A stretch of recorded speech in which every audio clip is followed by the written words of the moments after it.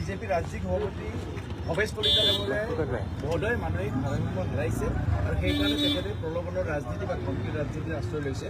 যোৱাকালি 19 ছেপ্টেম্বৰৰ দিনা ৰঙিয়াৰ গীতেশ্বৰী ৰাজহুৱা হৰি মন্দিৰত এখন বিজেপিৰ সভা আছিলে আৰু সেই ৰাজহুৱা সভাত তেখেতে মহিলাসকলক উদ্দেশ্যি কিছুমান তেখেতে ধমকি সুলভ কথা প্ৰলোভনৰ লগে লগে ধমকি সুলভ কিছুমান কথা কোৱা পৰিলক্ষিত হৈছে। তেখেতে কৈছে যে বিজেপিৰ সদস্য ভৰ্তিৰ কাৰণে বিশেষ যি নম্বৰ তেওঁলোকে মিছ কলৰ বাবে দিয়া হৈছে সেই মিছ কলটো কৰাটো বাধ্যতামূলক আৰু মিছ কল কৰি যি চাৰ্টিফিকেট পাব সেই চাৰ্টিফিকেটখন অৰুণোদয় 1250 টকা ল'বৰ বাবে মেণ্ডেটৰী শব্দ তেখেতে প্ৰয়োগ কৰিছে। মানে মেণ্ডেটৰী মানে এনেকুৱাকৈ ক'ব বিচাৰিছে যিবিলাকে বিজেপিৰ সদস্য হ'ব তেওঁলোকেহে অৰুণোদয়ৰ পৰা 1250 টকা পাব। মেণ্ডেটৰী শব্দ আমি এইটোৱে বুজি পাওঁ আৰু যদি কোনোবাই যদি বিজেপিৰ সদস্য নহয় তেওঁলোকে এই অৰুণোদয়ৰ পৰা 1250 টকা মানে নাপাব বুলি তেখেতে ধমকি দিব বিচাৰিছে।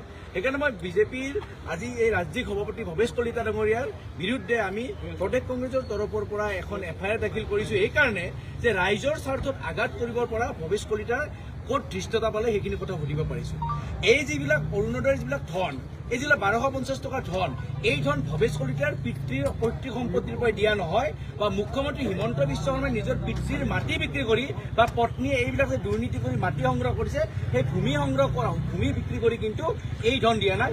এই ধন ৰাইজৰ ধন আৰু ৰাইজৰ ধনত ৰাইজৰ অধিকাৰ থকাৰ পিছতো তেখেতে ৰাজহুৱা অধিকাৰ যি মানে খৰ্ব কৰাৰ চেষ্টা কৰিছে এয়া সংবিধান বিৰোধী আৰু এই সংবিধান বিৰোধী কামটোৱে হৈছে গণতন্ত্ৰ বিৰোধী আৰু গণতন্ত্ৰ বিৰোধী বা সংবিধান বিৰোধী কাম কৰা বা ৰাইজৰ স্বাৰ্থত আঘাত কৰা ভৱেশ কলিতাক আমি সোঁৱৰাই দিব বিচাৰিছোঁ যে এই যে আঁচনিৰ কথা কৈছে এই আঁচনি আপোনালোকৰ নহয়, এই আঁচনিৰ ধন ৰাইজৰ ধন আৰু আপোনালোকে যি আহিছিল যিখিনি কৰিব লাগিছিল সেইখিনি নকৰিলে।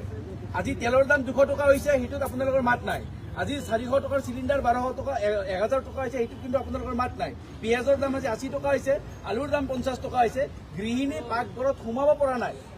গৃহিণীৰ এনেকুৱা অৱস্থা হৈছে এই যিখিনি গৃহিণীক লৈ তেখেতে কথা কৈছে যিখিনি মহিলাক লৈ তেখেতে কথা কৈছে সেই মহিলাখিনি আজি পাকঘৰত সোমাব পৰা নাই। পাকঘৰত জুই জ্বলিছে আৰু সেই সময়তে ভৱেশ কলিতা ডাঙৰীয়াই নিজৰ মানসিক ভাৰসাম্য হেৰাইছে। এইকাৰণে যে জানিছে যে অহাবাৰ আৰু বিজেপিৰ চৰকাৰ নহয়, গতিকে এই প্ৰলোভনৰ ৰাজনীতি যিটো কৰিছে কিয়নো আপোনালোকে দেখিছে সমষ্টিয়ে বুথে বুথে মণ্ডলে মণ্ডলে মানে হাজাৰ হাজাৰ বিজেপিৰ পৰা কৰ্মীসকল কংগ্ৰেছত যোগদান কৰাৰ কাৰণে তেওঁলোকে এই প্ৰলোভনৰ ৰাজনীতিৰ দ্বাৰা এই যিটো আঁচনি পোৱা দুখীয়া নিচলা নিৰীহ আমাৰ মহিলাখিনিক আচলতে প্ৰলোভন দি বা ভয় ভাবি দিব বিচাৰিছে।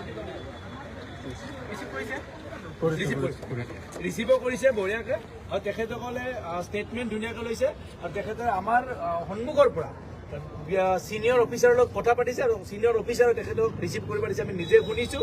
লগতে ইয়াৰ পিছত তেখেতসকলে ব্যৱস্থা গ্ৰহণ কৰিব বুলি আমাৰ আগত কৈছে, সেয়া আচলতে আমাৰ ভাল লাগিছে। পেন ড্ৰাইভত আমি ভিডিঅ'টো দিছোঁ, যিটো অৰিজিনেল ভিডিঅ' আছিলে ভিডিঅ'টো পেন ড্ৰাইভত দিছোঁ। আপোনালোককো আমি প্ৰেৰণ কৰি দিম, ভিডিঅ'টো আপোনালোকে গম পাব। আৰু এইবাৰ সঁচাকৈ ভাল লাগিছে, আৰক্ষীয়ে ব্যৱস্থা গ্ৰহণ কৰিব বুলি আমি আশা কৰোঁ।